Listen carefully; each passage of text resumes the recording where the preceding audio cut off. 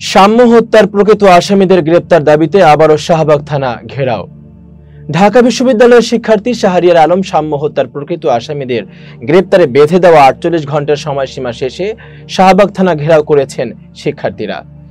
বিশ্ববিদ্যালয়ের রাজু ভাস্কর্যের পাদদেশে সমাবেশ শেষে দুপুর ১২টার দিকে শিক্ষার্থীরা মিছিল নিয়ে শাহবাগ থানা ঘেরাও করেন। শাহরিয়ার হত্যার প্রকৃত আসামিদের গ্রেপ্তারে গত শুক্রবার দুপুরের দিকে শাহবাগ থানা ঘেরাও করেছিলেন শিক্ষার্থীরা। পরে তারা ৪৮ ঘন্টার আলটিমেটাম দিয়ে সরে যান। এখন শিক্ষার্থীরা বলছেন, বেঁধে দেওয়া সময়সীমার মধ্যে প্রকৃত আসামিরা গ্রেপ্তার না হওয়ায় তারা আবার শাহবাগ থানা ঘেরাওয়ের কর্মসূচি পালন করেছেন। আজ রোববার রাজু ভাস্কর্যের পাদদেশের সমাবেশে বিশ্ববিদ্যালয়ের উপাচার্য ও প্রক্টর সংহতি জানিয়ে উপস্থিত ছিলেন। সমাবেশে উপাচার্য অধ্যাপক নিয়াজ আহমদ খান বলেন, ইতিমধ্যে বিশ্ববিদ্যালয় প্রশাসন ও পুলিশের পক্ষ থেকে কিছু উদ্যোগ গ্রহণ করা হয়েছে। সকল রাজনীতির ঊর্ধ্বে থেকে দলমত নির্বিশেষে এক হয়ে সাম্য হত্যার বিচার নিশ্চিত করতে হবে।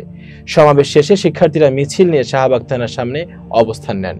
শিক্ষার্থীরা বলেন, এই খুনের সঙ্গে জড়িত প্রকৃত আসামিদের দ্রুততম সময়ের মধ্যে গ্রেপ্তার করতে হবে, সবাইকে আইনের আওতায় এনে বিচার করতে হবে। কিন্তু এই হত্যার এতদিন পরও এ ব্যাপারে দৃশ্যমান কোনো অগ্রগতি দেখা যাচ্ছে না।